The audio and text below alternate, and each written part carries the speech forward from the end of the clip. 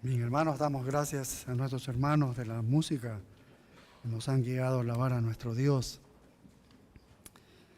Y ahora vamos a abrir nuestras Biblias en Efesios capítulo 4, versos del 11 al 16. El tema es el perfeccionamiento de los santos. Este texto lo comenzamos a predicar hace 2 o 3 semanas en la tarde, así que hoy, Dios mediante, vamos a culminarlo. Efesios capítulo 4, versículos del 11 al 16. ¿Sí?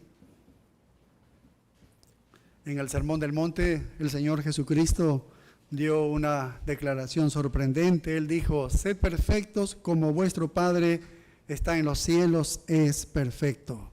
Así que el Señor puso ese estándar elevadísimo para todos los creyentes. La voluntad de Dios para todos nosotros es que seamos perfectos. Y el deseo de Dios desde la caída del hombre fue llamar a un pueblo redimido para que sea perfeccionado, para que sea perfecto. Así que este es el plan redentor de Dios desde la eternidad pasada. Es el perfeccionamiento de los santos, el perfeccionamiento de los santos. Ahora, no se trata de una perfección posicional, aquella que ante los ojos de Dios somos santos y sin mancha, porque la justicia de Cristo fue imputada a nosotros en el momento de la salvación. Nada podemos hacer para lograrla, porque la obtenemos en los méritos de Cristo Jesús. No está hablando de esa perfección, tampoco está hablando de la perfección última, que es la que nosotros vamos a experimentar en el futuro. Pablo hacía referencia en eso cuando él dice: no que lo haya alcanzado ya. Está hablando de una perfección futura, y eso es la glorificación, y nada podemos hacer al respecto hasta que salgamos nosotros de este mundo. No la podemos lograr tampoco. Este perfeccionamiento del texto de Efesios 4 del 11 al 16 que hemos leído hace un momento tiene que ver con la perfección práctica, aquella que tiene que ver con la vida cotidiana de cada creyente. Se logra por medio de la santificación, y este es el énfasis del apóstol Pablo que quiere hacer aquí en el texto de Efesios 4 del 11 al 16. La razón por la que el Señor regaló a la iglesia, porque Él fue el que dio como dones a la iglesia, a los apóstoles, a los profetas, a los evangelistas, a los pastores maestros, fue justamente para eso, para que los creyentes sean perfeccionados. Recuerda que este es el deseo redentor de Dios desde la eternidad pasada. Y Él regaló a todos estos personajes. Mira, Efesios 4 y el verso 11. Y Él mismo está hablando de Jesucristo en el contexto de los versos anteriores, se refiere a Cristo. Dice: y Él mismo constituyó a unos apóstoles, a otros profetas, a otros evangelistas, a otros pastores y maestros. Y mira el versículo 12. ¿A fin de qué? A fin de perfeccionar a los santos para la obra del ministerio, para la edificación del cuerpo de Cristo. Vaya, tremendo.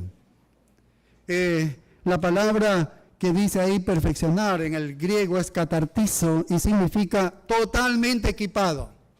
Es decir, un hombre o una mujer madura, totalmente completo, un adulto, eso es lo que se está refiriendo. Perfeccionado significa adulto. No significa sin pecado absoluto, no puede haber eso, sino adultos, se refiere a maduros, a completos. Así que Dios pide que el creyente madure hasta la semejanza de Cristo y no se conforma nada menos que eso. Y es por eso que el apóstol Pablo dice en la segunda carta a los Corintios 7:1 que debemos ser perfeccionados en la santidad. Debemos ser perfeccionados en la santidad. Y el agente que Dios usa para madurarnos, para perfeccionarnos, es el Espíritu Santo. ¿Recuerdan Gálatas 3:3? Cuando el apóstol Pablo les llama la atención a los hermanos de Galacia que estaban desviándose de la verdadera fe y les dice: tan necios sois, habiendo comenzado por el Espíritu vais a terminar en la carne, porque los hermanos de Galacia habían comenzado su vida cristiana por la obra regeneradora del Espíritu Santo. Pero ahora que ya habían sido salvados por una obra sobrenatural del Espíritu Santo, ahora querían vivir la vida cristiana bajo sus propias fuerzas. Y estaban prescindiendo entonces de la obra santificadora del Espíritu Santo, que es imposible que el hombre humano con sus propias fuerzas pueda santificarse. Nunca madurarían estos hermanos, nunca serían perfeccionados. Y ese es el deseo de Dios, que todos los creyentes seamos perfeccionados. Y Pablo les decía, por eso, habiendo comenzado por el Espíritu, vais a terminar en la carne, tan necios sois. Y el Espíritu Santo va a poner ensayos y va a poner pruebas en la vida de los creyentes para que madure el creyente. ¿Recuerdan Santiago 1:2? Tened por sumo gozo cuando os halléis en diversas pruebas, sabiendo que la prueba de vuestra fe produce ¿qué cosa? Paciencia. Y tenga la paciencia su obra completa para que seáis ¿qué? Perfectos. ¿Ves? El Espíritu Santo va a usar las pruebas, diferentes cosas para que el creyente madure, para que seamos cabales, dice, sin que os falte cosa alguna. El Espíritu Santo también va a usar el sufrimiento en el creyente para que el creyente sea perfeccionado. Lo usa el sufrimiento. Primera de Pedro 5:10 dice, después de que hayáis padecido un poco de tiempo, Él mismo os perfeccione, afirme, fortalezca y establezca. Habla de madurez espiritual. El Espíritu Santo va a usar el sufrimiento en el creyente. Y hay una tercera cosa que el Espíritu Santo usa, es la palabra de Dios. ¿Recuerdan el texto de la segunda carta a Timoteo 3:16 y 17? Segunda carta a Timoteo 3:16, 17. Toda la Escritura es inspirada por Dios y útil para enseñar, para redarguir, para corregir, para instruir en justicia. Dice, a fin de que el nombre de Dios sea perfecto. Esa es la manera. Un cristiano es perfeccionado con la palabra de Dios, enteramente preparado para toda buena obra. Así que el Espíritu Santo se encarga totalmente de las pruebas, de los sufrimientos del creyente. Pero la herramienta clave para el crecimiento de un creyente es la palabra de Dios. Ella enseña. Esa palabra corrige, redarguye, instruye en justicia, y el Espíritu Santo va a usar la palabra de Dios para llevar a los creyentes hacia este perfeccionamiento. No hay otra cosa que nos perfecciona a los creyentes que esta palabra de Dios, como lo hemos leído aquí, 2 Timoteo 3:16 y 17. Hace 2-3 semanas que predicamos en la tarde este texto, veíamos en el versículo 11 los predicadores de este perfeccionamiento. ¿Quiénes son estos predicadores de este perfeccionamiento? Y según el versículo 11, que hemos leído hace un momento, son los apóstoles, son quienes más, los profetas, son los evangelistas y pastores maestros. Pastores maestros. Son un regalo de Dios a la iglesia. ¿Para qué? Para equipar a los santos, para perfeccionar a los santos, para que maduren los santos. Estos personajes son los predicadores de este perfeccionamiento. Hoy en día no tenemos físicamente a los apóstoles y profetas, pero ellos nos han dejado el fundamento de la palabra. De esta manera, ellos siguen perfeccionando a los santos, porque es de esta palabra la que nosotros somos perfeccionados, la que ellos escribieron. Pero lo que sí tenemos hoy en día entre nosotros son los evangelistas y pastores maestros. Ellos son los instrumentos que el Espíritu Santo usa para llegar con la palabra de Dios a los santos y así transformarlos y así llevarlos a la madurez espiritual. Así que estos hombres cumplen un papel importante en la iglesia y es aquí donde nosotros estamos involucrados. Y es por eso nuestro compromiso con la lectura de la palabra de Dios, con la enseñanza, con la exhortación de esta palabra de Dios. Hoy vamos a seguir estudiando este perfeccionamiento y vamos a ver el progreso de este perfeccionamiento. Vamos a ver el propósito de este perfeccionamiento y finalmente el poder de este perfeccionamiento de los santos. Entonces veamos este segundo punto que había quedado inconcluso. El progreso del perfeccionamiento. Y lo tenemos aquí en el versículo 12.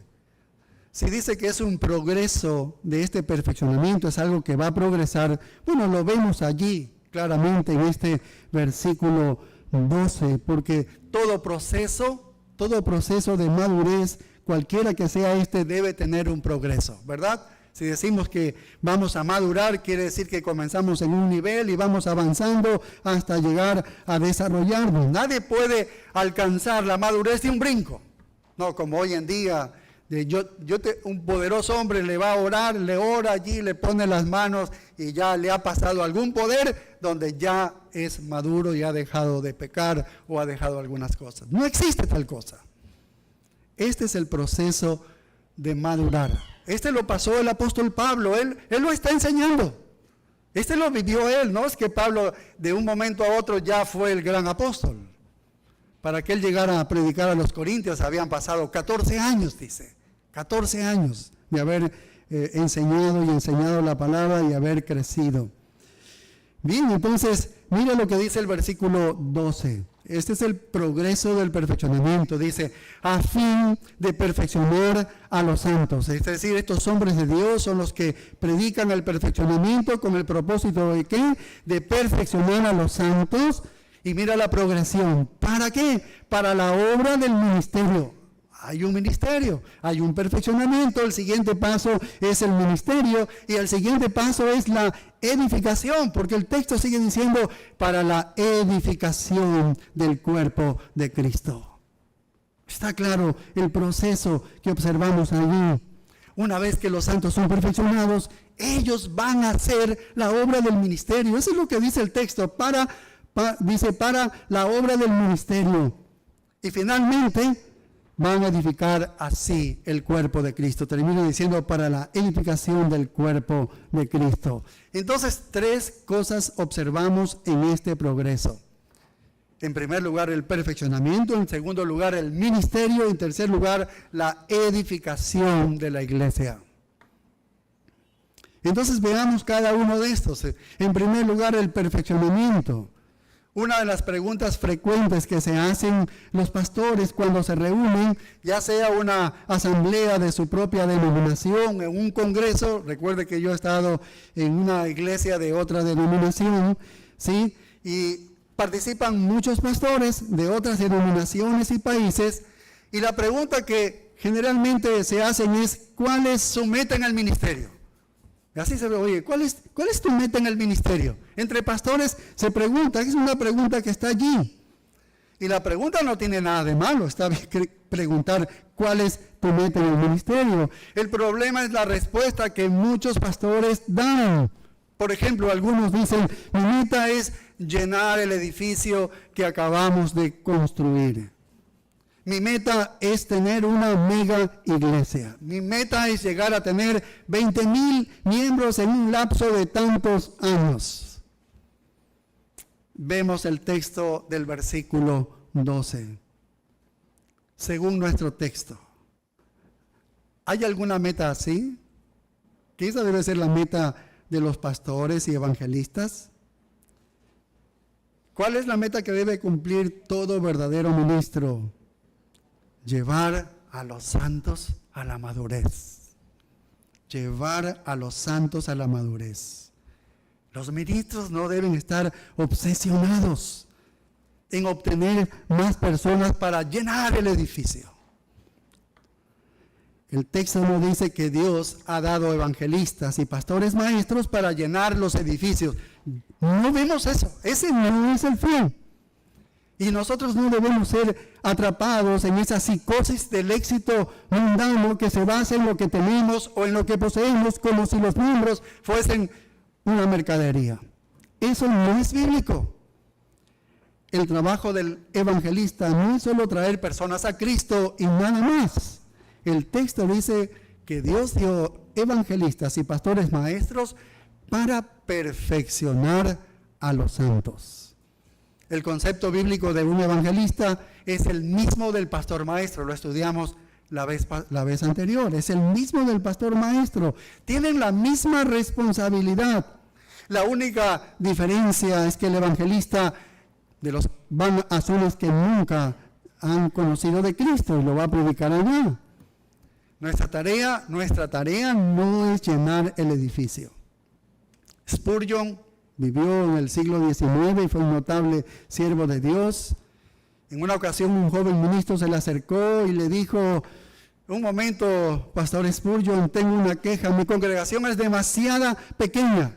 Y Spurgeon entonces le respondió: bueno, tal vez sea pequeña tu congregación, pero es tan grande como desees para dar cuenta el día del juicio, cuando te presentes delante de Dios. Bueno, es una buena respuesta, porque ¿qué es lo que el Señor va a preguntar a todos los ministros?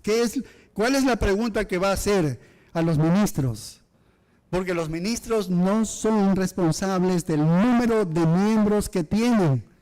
No son responsables de cuántos. Así que nunca el Señor va al rendir las cuentas con cada uno de los pastores, les va a decir: a ver, dime cuántos. Nunca va a preguntar eso, porque nunca lo ha escrito.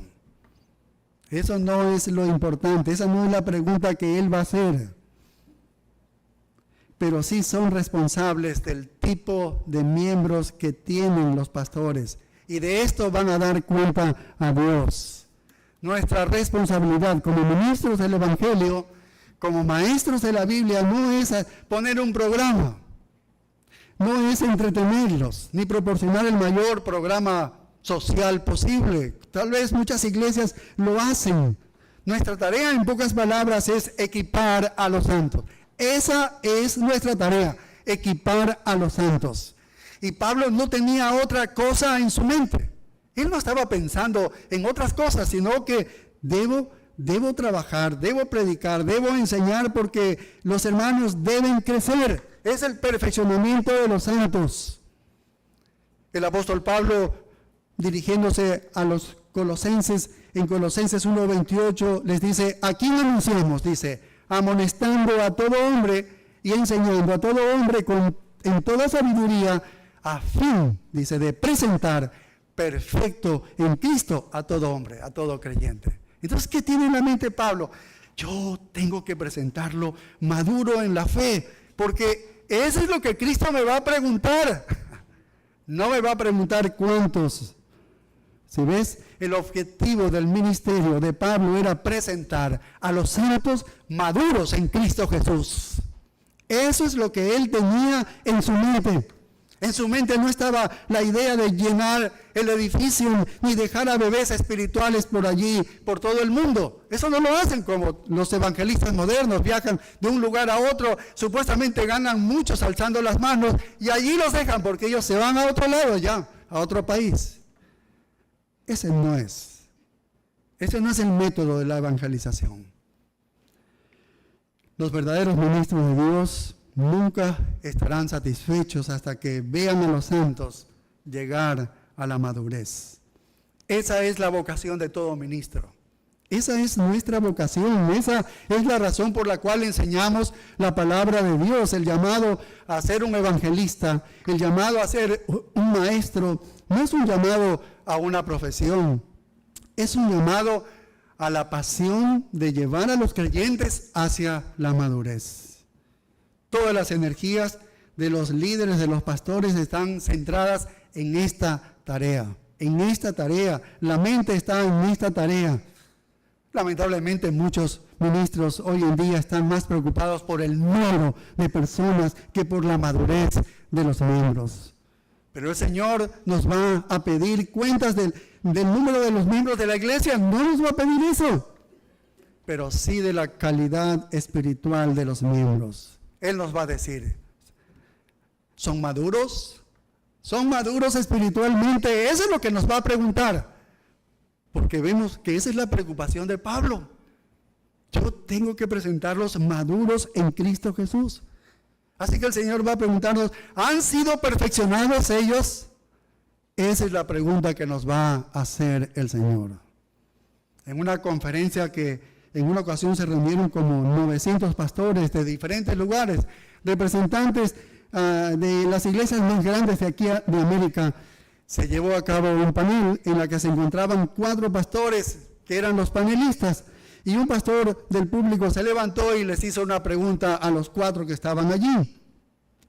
Y les dice así: me gustaría saber cuáles son sus hábitos en términos del estudio y preparación para su ministerio en el púlpito. Así que el primero, él respondió: bueno, yo leo la Biblia todos los días. El segundo dijo: he hecho un hábito toda la vida de leer un buen sermón cada semana. El tercero respondió: no tengo tiempo para estudiar. Dios me ha dado muchísimos ministerios. Cuando yo me levanto a predicar, yo confío en que Dios me dará las palabras para comunicar. Y el cuarto dijo: dedico entre 5 horas, 6 horas de estudio de la Biblia cada día. Veo a la iglesia como una escuela donde las personas necesitan ser educadas en la madurez. Y entonces la pregunta para nosotros es: ¿quién de los 4 pastores está enfocado correctamente en su ministerio? Bueno, creo que el cuarto sin lugar a dudas, porque leer la Biblia todos los días, eso es algo insuficiente. Creo que todos lo hacemos. Leer cada semana un buen sermón no es que esté mal, pero está cambiando el estudio de la Escritura por el estudio de un sermón. Y esperar que Dios en el púlpito me dé unas palabras, eso es una calamidad, es algo trágico para que alguien piense así, ¿no? Así que todas nuestras energías deben estar concentradas en una sola cosa, que es el perfeccionamiento de los santos. ¿Cómo el ministro lleva a cabo a los santos a que puedan madurar? Bueno, Pablo le dijo a Timoteo cómo hacerlo. Segunda carta a Timoteo 4:1. Ya está él terminando la carrera, el apóstol Pablo, y así que va a darle la posta a Timoteo, y él le da la clave allí, si podemos llamarle así. Pablo le dijo a Timoteo cómo hacerlo. Te encarezco delante de Dios y del Señor Jesucristo. Son testigos a los que tú tienes que dar cuenta. Dios y el Señor Jesucristo, que juzgará a los vivos y a los muertos en su manifestación y su reino. ¿Y qué le dice que debe hacer? Que prediques la palabra. Debes predicar la verdad de Dios. Eso es todo lo que tienes que hacer. Predica la palabra. Que instes a tiempo y fuera de tiempo, redarguye, reprende, exhorta con toda paciencia y doctrina. Si hay una manera de madurar a los santos, es con la enseñanza continua de la sana doctrina. La sana doctrina. Así que la exhortación de todo ministro debe basarse en la doctrina, en la verdadera doctrina, en la sana doctrina. ¿Y cómo puedes llegar, Timoteo, a ser un buen ministro? ¿Cómo puedes llegar a ser un buen ministro que cumplas eso? Mira, 1 Timoteo 4:6 le dice: si esto enseñas a los hermanos, serás buen ministro de Jesucristo, nutrido con las palabras de la fe y de la buena doctrina que has seguido. Tienes que darle la doctrina y enseña la doctrina, dale lo que les va a hacer crecer.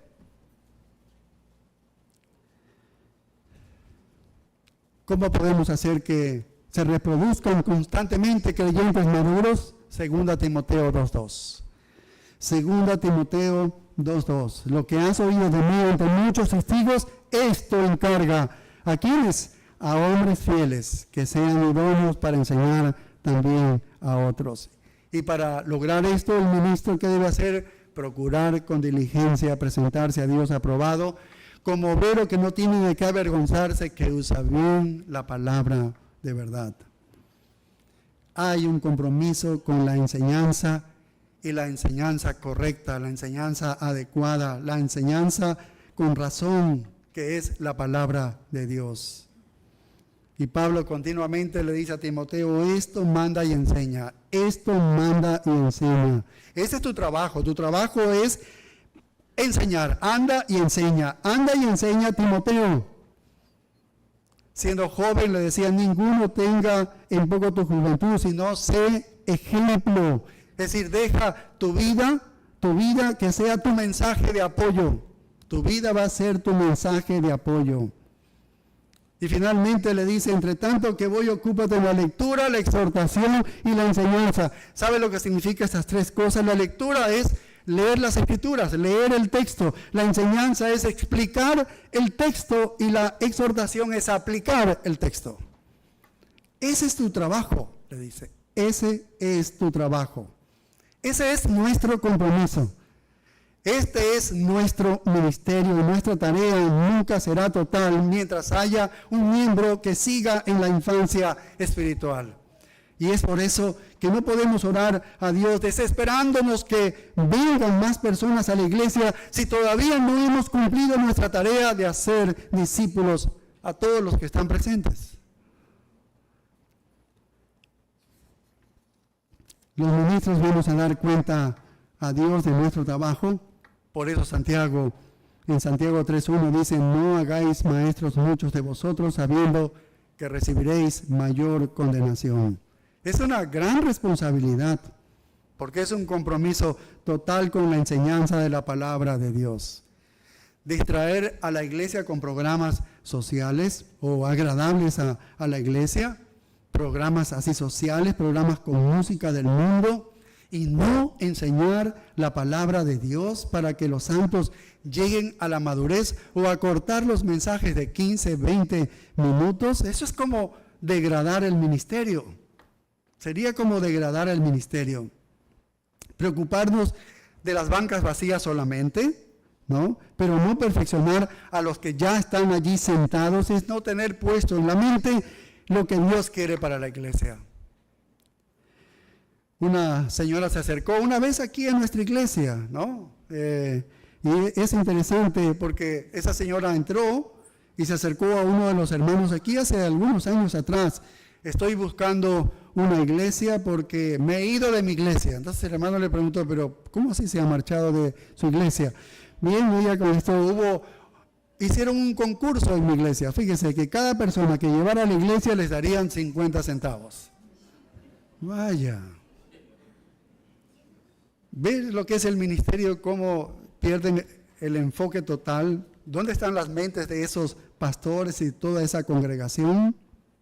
Sus mentes y corazones estaban muy lejos de esta pasión que nos está mostrando el apóstol Pablo, sobre todo cuando les dice a los tesalonicenses, en primera de los tesalonicenses 3:10, dice, orando de noche y de día con gran insistencia para que veamos su rostro y completemos lo que falte a vuestra fe. Siempre está pensando, es que ustedes necesitan completar su fe. Debo enseñarles algunas cosas que deben aprender para su madurez espiritual. Siempre está pensando en eso. Ese es el objetivo en la mente del apóstol Pablo, la madurez del creyente, el crecimiento espiritual del creyente. Es la palabra la que va renovando la mente del creyente y va transformando su vida. ¿Qué más nos puede cambiar? Es que no hay nada que nos pueda cambiar. Ninguna filosofía humanista cambia al hombre. Yo sé que dicen que la educación cambia al hombre. Sí, te cambia ciertas cosas. Pero estamos hablando de la vida, de vencer el pecado. Y todo ello lo único es la palabra de Dios. No hay otra cosa. Y el Espíritu Santo usa como instrumento esta palabra de Dios. Debemos recuperar entonces la pasión del apóstol Pablo de perfeccionar a los santos. Debemos recuperar el corazón de esta tarea. Debemos recuperar la carga de perfeccionar. Este debe ser el latido del corazón de toda iglesia verdadera. La perfección de los santos no solo tiene que ver con la madurez del creyente individual. Y esto es interesante porque siempre pensamos en un crecimiento personal. Estoy creciendo de manera individual, qué bueno, me voy a preocupar, sino que el crecimiento espiritual tiene que ver con la madurez de todo el cuerpo de Cristo. Todo el cuerpo de Cristo. Manteniendo la unidad del Espíritu, manteniendo una misma mente. ¿Ves? 1 Corintios 1:10. Pablo les dice a los corintios: os ruego pues por el nombre de nuestro Señor Jesucristo que habléis todos una misma cosa. ¿Cómo es que una congregación puede hablar una misma cosa? Y que no haya entre vosotros divisiones, sino que estéis perfectamente unidos en una misma mente y en un mismo parecer. Si ves esa unidad en la iglesia, todos los creyentes individuales, en un grupo que funciona armonioso, allí el cuerpo de Cristo. Así que este es el perfeccionamiento, que no solamente de tratar a una persona a la madurez, sino traer también el cuerpo de Cristo a la madurez. El segundo punto en este progreso del perfeccionamiento, vemos el ministerio. Vemos lo que es el ministerio. ¿Quién hace el ministerio? Y nuestro texto responde: a fin de perfeccionar a los santos. Ya hemos visto lo que es el perfeccionar, la madurez, ¿sí? A los santos para la obra del ministerio. Entonces, ¿quién hace el ministerio? ¿Quién es el que hace el ministerio? El texto nos responde, usted lo debe responder. Porque una gran cantidad, la mayoría de personas piensan que el pastor tiene que hacerlo todo. Y el texto dice: a fin de perfeccionar a los santos, para que los santos hagan la obra del ministerio. ¿Entiendes quién hace la obra del ministerio? No son los pastores, son los santos. Ellos son los que hacen la obra del ministerio. Porque no hay otra cosa en la Biblia de que solo los pastores son llamados a hacer la obra del ministerio. Ni siquiera un grupo dotado de pastores con dones y con cualidades y todo eso pudiesen hacer lo que está destinado para que cada iglesia local deba hacer. No pueden hacer, ni aun cuando sean hombres dotados que Dios haya dado a una iglesia. No lo pueden hacer. El propósito del pastor en el plan de Dios no consiste en tratar de satisfacer él mismo todas las necesidades de la congregación. No, está el texto diciendo, él debe equipar a las personas. Ellos equipan a las personas para que tales necesidades sean satisfechas por los mismos miembros. ¿Recuerdan Hechos capítulo 6? ¿Recuerdan? La iglesia primitiva estaba creciendo, tuvieron problemas, las viudas griegas no estaban recibiendo un trato justo en la distribución de los alimentos, y los apóstoles entonces dijeron allí a todos los discípulos que estaban convocados y reunidos en Hechos 6, recuerden verso 2, dice: no es justo que nosotros dejemos la palabra de Dios para servir a las mesas. Ellos eran los 12 apóstoles, 12 predicadores. Y él dice, nosotros estamos aquí imbuidos en este trabajo y aún no nos alcanzamos, dice, para servir a las mesas. Dice, buscad pues, hermanos, de entre vosotros a 7 varones de buen testimonio, llenos del Espíritu Santo y sabiduría, a quienes encarguemos de este trabajo. La tarea de los evangelistas y pastores maestros es equipar a los santos, pero son los santos los que hacen la obra del ministerio. Todo cristiano ministra espiritualmente. No se sorprenda, tal vez usted es un nuevo creyente. Todos tienen dones espirituales. En la salvación, el Espíritu Santo ha dado a cada creyente por lo menos un don. Así que cada creyente tiene un don, como mínimo. Todos ustedes tienen vocaciones en cuanto a lo que el Espíritu les ha concedido. Cada uno de ustedes está llamado a servir.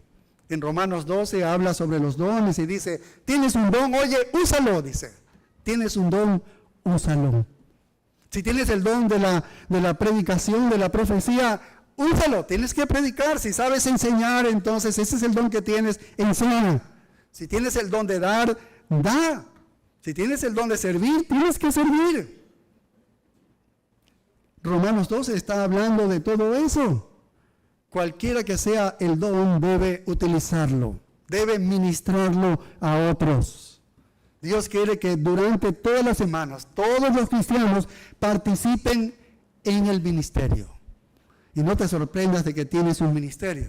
Tienes un don, tienes un ministerio. Tienes que cumplir tu servicio espiritual en el cuerpo de Cristo. Estos dones no son para usted, no son para nosotros, no son para, qué lindo que tengo este don, qué chévere. ¿Y ahora qué hago? No, el don es para servir a los demás, servir a otras personas. Nunca el don es para servirte a ti mismo. Y si usted no lo ejerce, entonces otras personas dejan de ser bendecidas, porque Dios le ha puesto en su sabiduría, le ha puesto en este lugar, en esta iglesia local, y le ha dotado de un don, porque Dios en su sabiduría sabe que usted va a bendecir a ciertas personas aquí, con lo que Dios le ha dado. Si nosotros vamos y retrocedemos un poco en la historia y revisamos el libro de los Hechos, nos encontramos que el cristianismo comenzó con un movimiento de los cristianos, lo que hoy se llamaría los laicos, porque ahora dicen, ellos son los profesionales, los pastores, y los laicos están acá. No había ningún profesional en ese tiempo, ¿ves? Leemos el libro de los Hechos y no hay ninguna distinción. Si llamamos laicos, eran laicos sirviendo a laicos. Eso es lo que ves en el libro de los Hechos. En un momento de la historia se degeneró en laicos espectadores que preferían contratar a profesionales del púlpito. A tal punto se ha degenerado esto que hoy en día ser pastor ya es una profesión más, y en muchos países te dan, es una profesión, tú estudias y sales con un título y todo eso, porque así se ha hecho hoy en día. Y por lo tanto, mientras más títulos o grados tengas, el pastor supuestamente es mejor. Eso es lamentable para el concepto de la iglesia de Cristo. No estoy diciendo que no debas capacitarte, no debas estudiar a la final en otro país, eso es lo mejor. Estoy diciendo que si crees que el título te da entonces la función, estamos muy equivocados.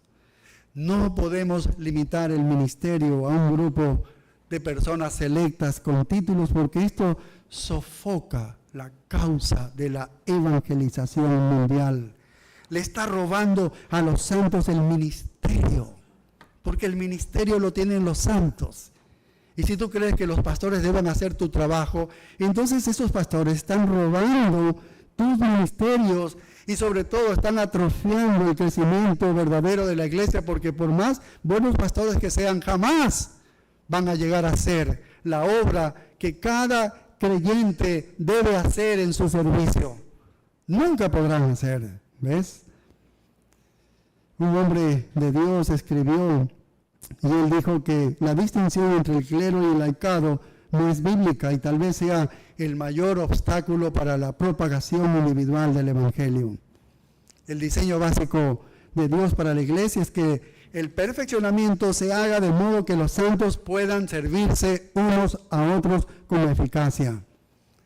Toda la iglesia entera debe involucrarse de manera activa y agresiva en la obra del Señor. Esta es la obra nuestra, la obra del Señor.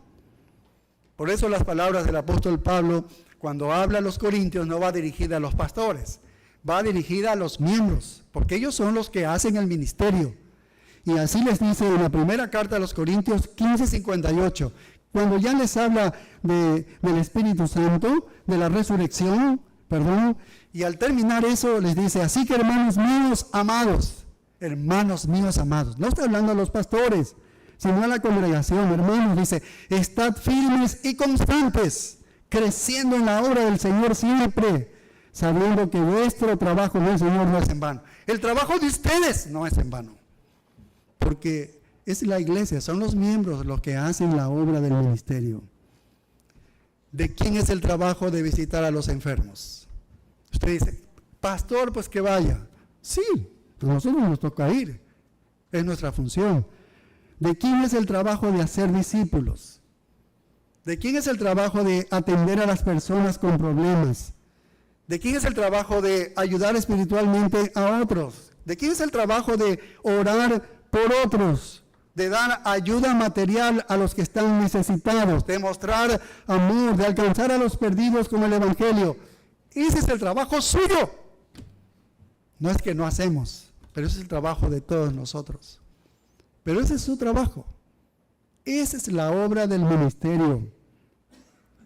No es que nosotros no debamos hacer eso, pero nuestra prioridad, nuestro verdadero trabajo acá como ministros está en llevarlos a la madurez para que sean preparados espiritualmente y salgan y ministren a los demás.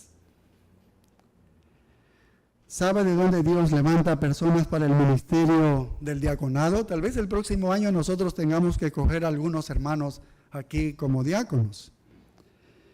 ¿De dónde salen los maestros y todo tipo de obreros necesarios para que la iglesia sea fiel y sea una iglesia productiva? Del grupo de los santos. De allí salen los que han sido perfeccionados. ¿Y sabe de dónde salen los diferentes ministerios de la iglesia? ¿De dónde cree que salen los diferentes ministerios de la iglesia? Que los pastores se inventan aquí, yo soy súper inteligente, vamos a crearnos un ministerio. ¿Sale de nosotros? No sale de nosotros. Sale del Espíritu Santo, que Él pone en cada uno de los miembros que han sido perfeccionados. El Espíritu Santo sobre cada uno de ustedes mientras están siendo perfeccionados.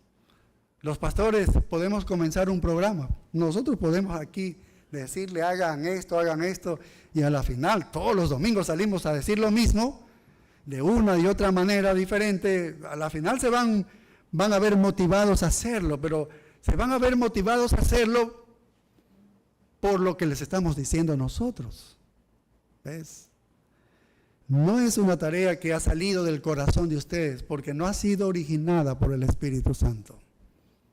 Pero si eres perfeccionado, entonces vas a estar en comunión con Dios y el Espíritu Santo te va a mover a hacer la tarea que debes hacer. Y esa tarea no la vas a dejar de hacer después de un mes, ni 2 meses.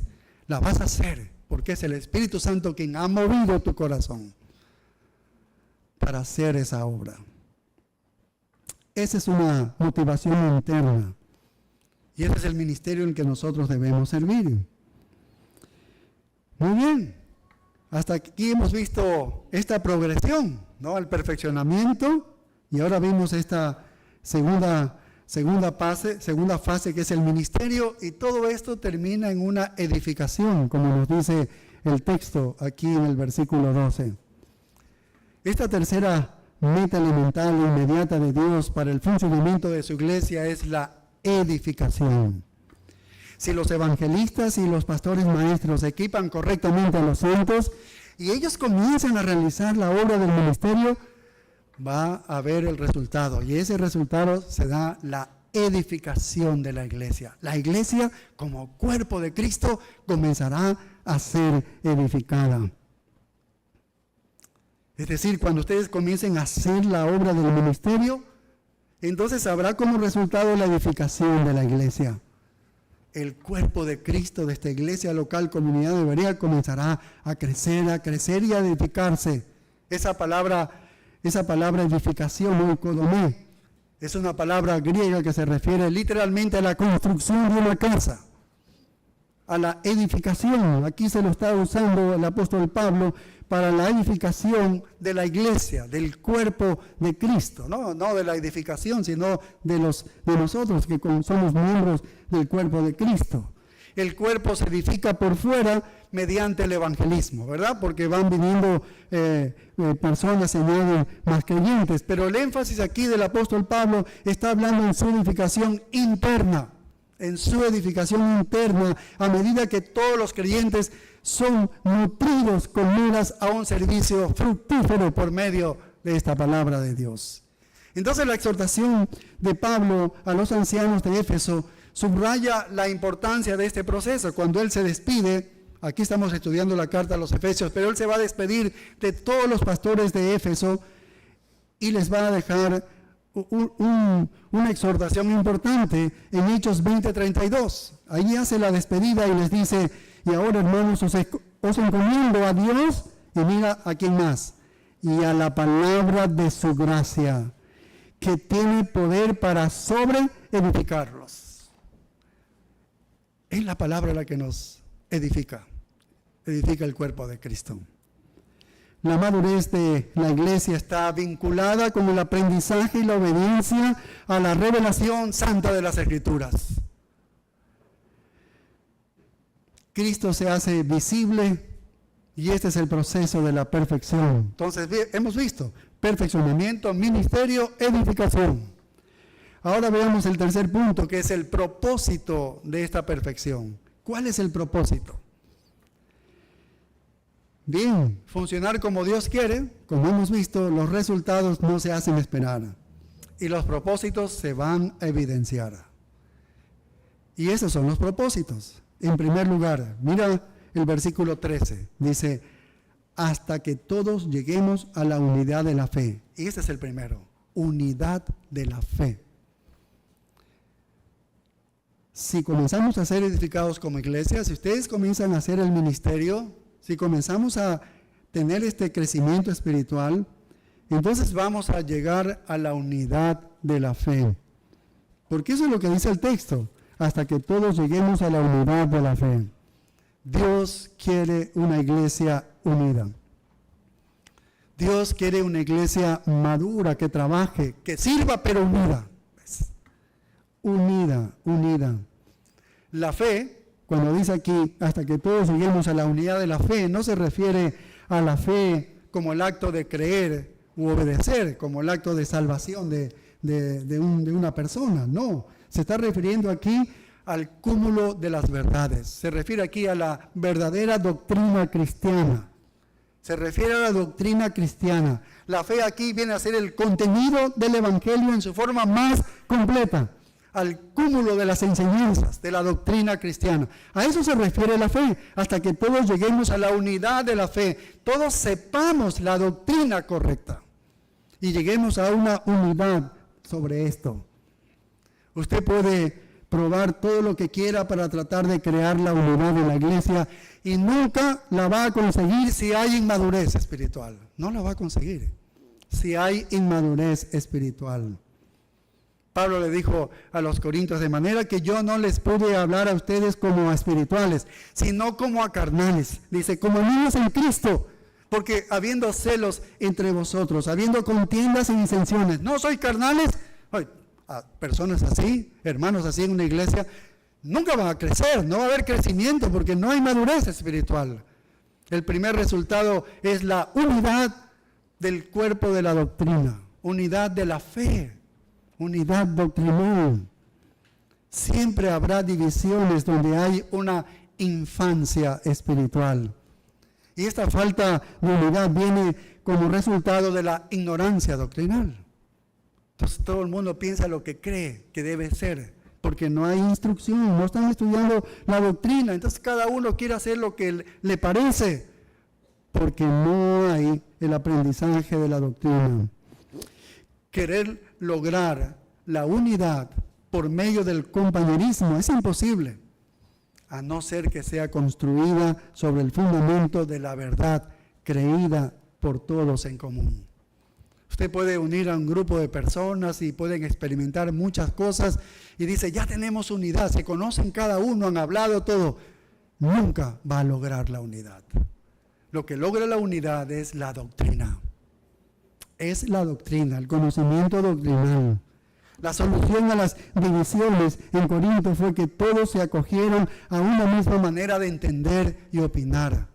Deben tener una misma manera de pensar, dice, que todos hablaran de la misma verdad. No hay manera en que te puedas distanciar de otro, porque todos estamos sobre lo mismo.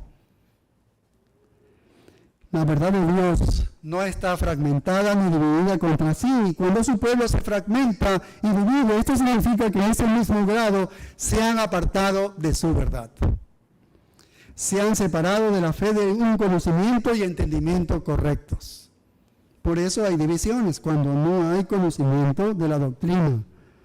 Solo una iglesia equipada y perfeccionada con base en la enseñanza bíblica, solo una iglesia que tenga líderes que no solo enseñen la doctrina, sino que también vivan esta doctrina, solo una iglesia que sirve con fidelidad en el ministerio y es madura en su vida espiritual, puede aspirar a llegar a la unidad de la fe. Cualquier otra unidad ocurre solo a nivel humano. Solo a nivel humano. No solo estará aparte de la verdad, de la verdadera unidad de la fe, sino que será un estorbo para ella y una fuente de conflicto constante. Nunca puede haber unidad en la iglesia aparte de la integridad espiritual. Entonces, lo primero que vemos, el propósito de esta perfección es la unidad de la fe. En segundo lugar, el versículo 13 sigue diciendo, y del conocimiento del Hijo de Dios, hasta que lleguemos a la unidad de la fe y del conocimiento del Hijo de Dios. Segundo lugar, entonces, conocimiento de Cristo. Esta palabra conocimiento, epignosis, significa conocimiento pleno que es correcto y exacto. Un conocimiento pleno, exacto. Por eso aquí no está hablando de conocimiento para salvación, sino conocimiento profundo que se alcanza por medio de una relación con Cristo basada en la oración, en el estudio fiel de la palabra y de la obediencia a la misma palabra de Dios. Solo así llegamos a tener un conocimiento cada vez mayor de nuestro Señor Jesucristo. El apóstol Pablo ya tenía muchos años de haber sido salvado y era un tremendo apóstol. Y él seguía diciendo, estimo todas las cosas como pérdida por la excelencia del conocimiento de Cristo Jesús. Pero si ya lo conocía a Cristo Jesús, es que cada día lo conocía más. Era la intimidad que tenía con Él, caminaba con Él. ¿Ves? Así conocemos más a nuestro Señor Jesucristo. Si crecer en el conocimiento del Hijo de Dios es un proceso que va a durarnos para nosotros toda la vida. Y no será completo hasta que le veamos a nuestro Señor Jesucristo cara a cara. Porque en ese momento seremos tal como Él es, dice. Pero es un proceso para toda la vida. Esa es la clase de conocimiento a que Jesús hizo referencia cuando Él dijo, mis ovejas oyen mi voz y yo las conozco. No estaba hablando de conocer sus identidades, sino de conocer de manera íntima. Y así es como Él quiere que su pueblo también le conozca. ¿Qué más nos dice el verso 13? Madurez espiritual. Ahí llegamos a una madurez espiritual. Dice, a un varón perfecto, dice el verso 13, a un varón perfecto a la medida de la estatura de la plenitud de Cristo. Así que el gran deseo de Dios para su iglesia es que todo creyente, sin ninguna excepción, llegue a ser semejante al Hijo. Al Hijo. Para eso fuimos creados. Romanos 8:29 dice eso. Porque a los que antes conoció también los predestinó para que fuesen hechos conforme a la imagen de su Hijo. Pues, a la imagen de su Hijo. Para que Él, Cristo, sea el primogénito entre muchos hermanos. Vamos a manifestar el carácter, las cualidades de Cristo, quien es la única medida de un varón perfecto. ¿Hacia dónde crecemos? ¿Cuál es la medida de nuestra perfección? Cristo Jesús. No es el hermano más espiritual. Nos alegraríamos de los hermanos más espirituales, de los pastores, si llegan a niveles de gran perfección espiritual, pero el nivel al que nos pone el Señor es al nivel de Cristo Jesús. Ese es el marco que tenemos todos nosotros. Ese es el referente, esa es la referencia para nosotros en el crecimiento espiritual. La iglesia en el mundo es Jesucristo en el mundo. Es decir, el mundo cuando ve a la iglesia debe ver a Jesucristo. Porque somos el cuerpo de Cristo. Él es la cabeza y nosotros somos el cuerpo. Si el mundo ve a la iglesia debería ver a Jesucristo. Y ojalá cuando miren a Comunidad de Berea puedan ver así, ¿no? Que no vean a un Cristo totalmente deformado o no lo vean, a Cristo, ¿sí? Nosotros hemos de irradiar y reflejar las perfecciones de Cristo. Por esta razón los cristianos somos llamados a andar como Él anduvo, dice. Debes andar como Cristo caminó. Dios no está satisfecho con que nosotros solo vengamos a la iglesia. Usted dice, no, si ya fui a la iglesia el domingo, como si ha sido ¿qué? Pues una hecatombe haber venido a la iglesia. Dios no está satisfecho en que seamos personas decentes y respetables. Si yo soy una persona que me manejo muy bien, Él exige que nosotros seamos maduros. Estamos hablando de eso. Esto es lo que está hablando el apóstol Pablo. Maduros, robustos espiritualmente, vibrantes en espíritu. ¿Entiendes?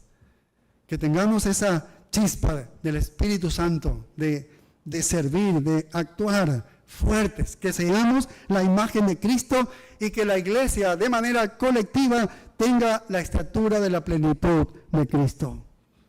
Entonces debemos evaluarnos, ¿sí?, con la plenitud de Cristo. Solo así seremos lo que Dios quiere que seamos. Ese es el deseo de Dios. El versículo 14 nos dice otro propósito más. Ve, la doctrina sana. Mira el versículo 14. Para que ya no seamos niños fluctuantes, llevados por doquiera de todo viento de doctrina, por estratagema de hombres que para engañar emplean con astucia las artimañas del error. Cuando la iglesia madura, mira, no será molestada por las falsas doctrinas. Una iglesia madura está plantada en la doctrina y ninguna falsa doctrina la va a mover. Los niños son fluctuantes, ¿verdad que sí? Los niños son fluctuantes, los niños son ingenuos.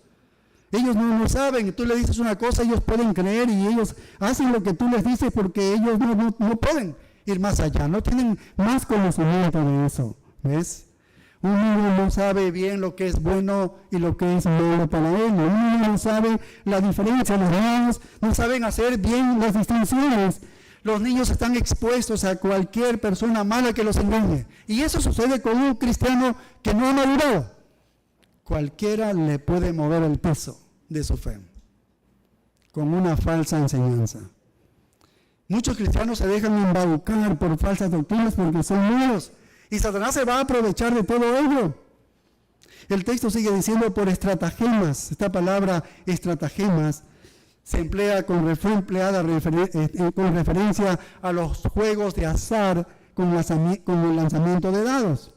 Al igual que hoy en día, y con frecuencia se alteran a veces, se ponen ciertos pesos en un ladito para que salgan los números que quieren, es decir, hay una adulteración allí. Entonces, ese término para dados llegó así a ser sinónimo para estratagemas deshonestas de cualquier tipo. Eso es lo que hace Satanás con los niños espirituales. También dice con astucia, que es un término similar que alude a la idea de manipulación artificiosa para hacer que el error tenga aspecto de verdad. Bueno, Satanás siempre se presenta así. Te dice una verdad y una palabrita es la falsa.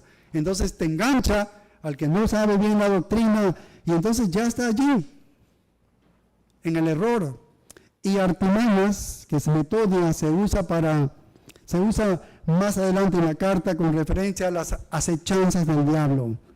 Sin duda tiene que ver con intentos planeados, intentos sutiles y sistemáticos de hacer en el error, de hacer caer en el error. El cristiano inmaduro es crédulo, ¿ves? Es un niño espiritual, es un crédulo y puede caer en los engaños de estos vendedores ambulantes de religiones. ¿Le has visto tú a cristianos que les dice, oye, pero mira, ese predicador te está enseñando esto, y no logran entender, no logran despertar? Bueno, algunos no son cristianos cuando uno les habla. Tal vez otros sí son creyentes, pero no logran entender. Porque estos embaucadores pueden hasta encontrar apoyo financiero entre el mismo pueblo de Dios. Y eso es trágico. Pero la causa de esta triste situación espiritual es porque muchos evangelistas han presentado un evangelio de fe fácil, sin compromiso real. Dios te ama y Dios tiene un plan maravilloso para tu vida. Ese es un evangelio no light, ¿sí ves? Ese es un evangelio sin compromiso.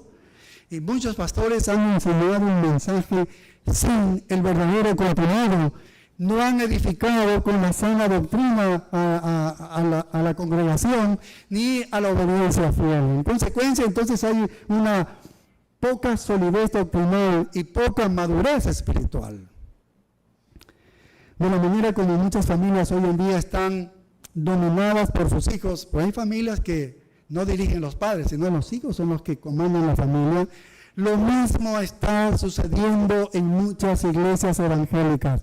Los niños espirituales de la iglesia, los inmaduros espirituales, los que se caracterizan por cambiar sus puntos de vista conforme a todo viento de doctrina, los que continuamente caen presa de las estratagemas de los hombres y la astucia de Satanás, son los que lideran las iglesias.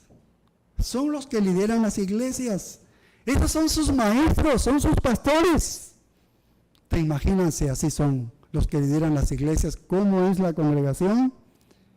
Y por último, la culminación del propósito de este perfeccionamiento es un cuerpo fuerte y maduro. Vivirá esta verdad en amor. Esto nos lleva al último versículo 15, en la parte final que dice, sino que siguiendo la verdad en amor. Este es el propósito, ¿no? Termina con esto, sino que siguiendo la verdad en amor. Es un testimonio amoroso auténtico de una iglesia. Es impactante. Este verbo que se traduce siguiendo la verdad significa hablar, relacionarse o actuar conforme a la verdad.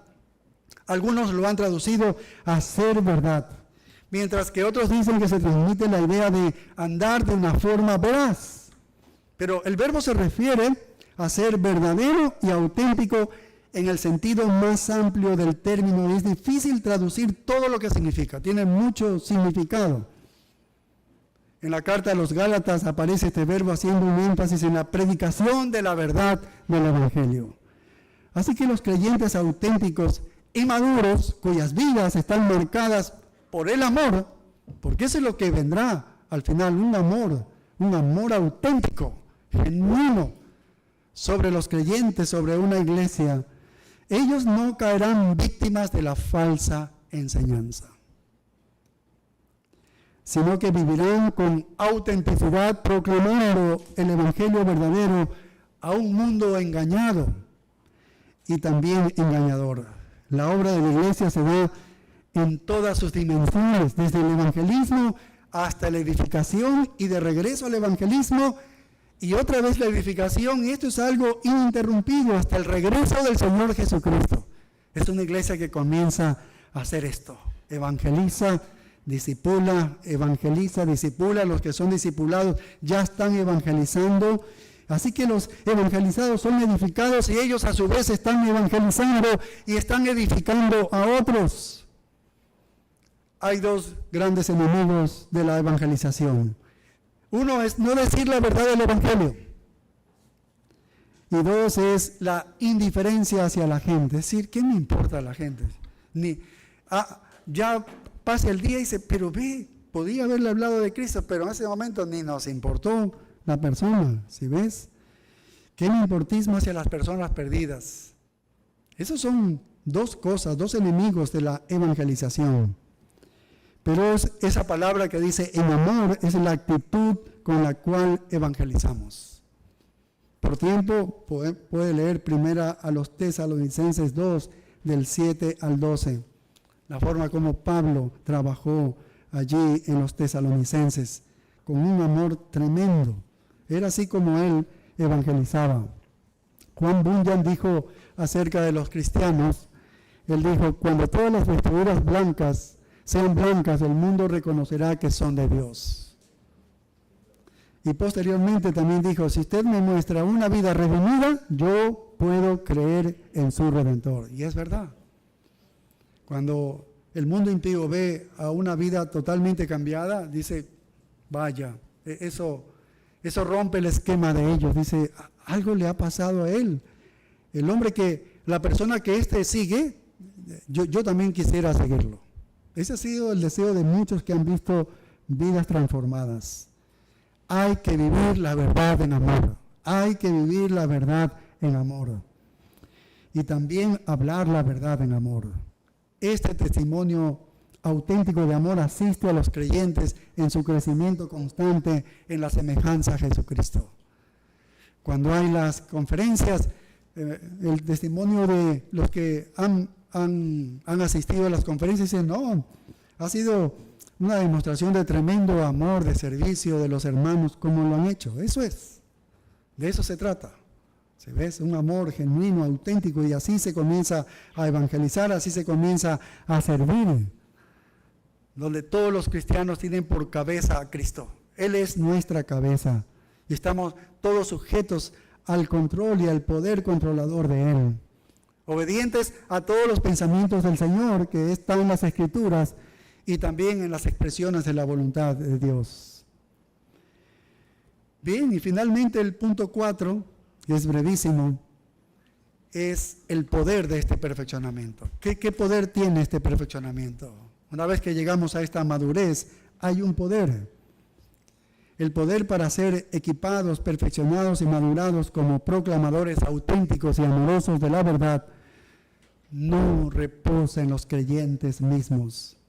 No reposa en las estructuras de la denominación, ¿no?, de líderes eclesiásticos o algo así. El cuerpo recibe autoridad, el cuerpo recibe dirección y poder a medida que, ¿qué? Aquí dice el verso 15, mira, el verso 15, Efesios 4:15, crezcamos en todo en aquel que es la cabeza, esto es Cristo, de quien todo el cuerpo bien concertado y unido entre sí. Bien concertado y unido entre sí. Esto no está negando los esfuerzos de los creyentes, como lo demuestran las siguientes frases que dice, por todas las coyunturas, este es el esfuerzo del creyente, por todas las coyunturas que se ayudan mutuamente según la actividad propia de cada miembro. Las coyunturas son los puntos simultáneos de contraste y unión de los dones, de los recursos espirituales. La provisión del Espíritu Santo son transmitidos de un miembro a otro. Eso es lo que hacemos los días miércoles cuando oramos unos por otros. Eso es lo que hacemos cuando salimos de cada culto los domingos. Comenzamos a ministrarnos unos a otros. Esto es, de eso está hablando. Por todas las coyunturas que se ayudan mutuamente según la actividad propia de cada miembro. Hay un esfuerzo de los creyentes, un despliegue de servicio de unos a otros, pero no es ese servicio que te da poder. Esto viene de Cristo el poder. Pero hay un esfuerzo de los creyentes en cumplir lo que Dios está diciendo. Esa es la actividad propia de cada miembro. Está recalcando la importancia del don de cada creyente. Allí está. El crecimiento de la iglesia no es el resultado de métodos sagaces. No, es que en la planificación que han hecho de crecer es increíble. Y entonces esa estructura, ese plan es lo que nos va a hacer crecer. No hay nada de eso. No hay nada de eso, hermano. Eso no hace crecer.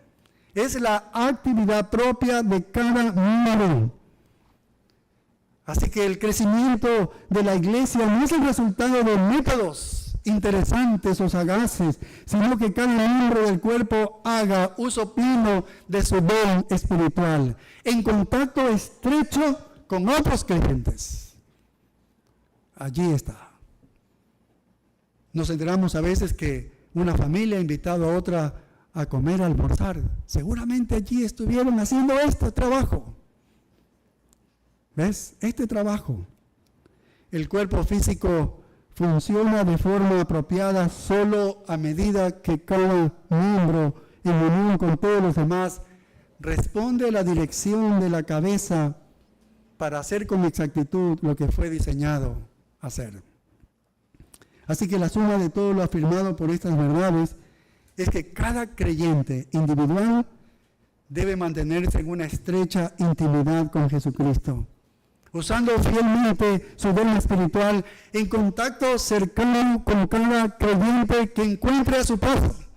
No es que usted va a llegar a toditos los creyentes, nadie puede hacer eso, pero con los que Dios le ponga a su paso, y que por medio de tal compromiso y ministerio el poder del Señor fluya para ir edificándose este cuerpo de Cristo local en un cuerpo de amor. Oremos. Padre, gracias te damos por tu palabra, porque esclarece, Señor, para qué estamos aquí, Señor, sino para ser la semejanza de Cristo, para ser maduros, para ser perfectos. Oh, ayúdanos, Padre, a hacer que esta iglesia sea edificada por medio del ministrar nuestros servicios, nuestros ministerios, por medio del don que nos has dado. Oh Padre, ayúdanos a ser de verdad un testimonio fiel, que el mundo perdido vea a esta iglesia de Comunidad de Berea y la vea, Señor, que Cristo está aquí. Y así con todas las iglesias aquí en nuestra ciudad. Oh Padre, haz esta obra en cada uno de nosotros. En el nombre glorioso de Cristo Jesús. Amén. Nos ponemos de pie, hermanos, para hacer una oración final. Recuerden, hoy en la tarde vamos a tener preguntas y respuestas. Así que vamos a estar aquí los dos, con Sixto y yo, sentados aquí, me imagino que va a ser. Y van a hacer las preguntas, así que traten de venir, hagan todo el esfuerzo por venir. Oremos. Padre, gracias por este tiempo hermoso que hemos pasado en tu presencia, reconociendo quién eres tú, lo que haces en nosotros. Llévanos con tus más ricas bendiciones. Bendice este tiempo que tenemos de ministrarnos unos a otros. Enriquece nuestras vidas. Que vayamos al crecimiento espiritual, Señor. Que nos uses como verdaderos instrumentos tuyos, así como iglesia. Esta unidad de la doctrina, Señor, que tengamos. En el nombre glorioso de Cristo Jesús. Amén. Estamos despedidos.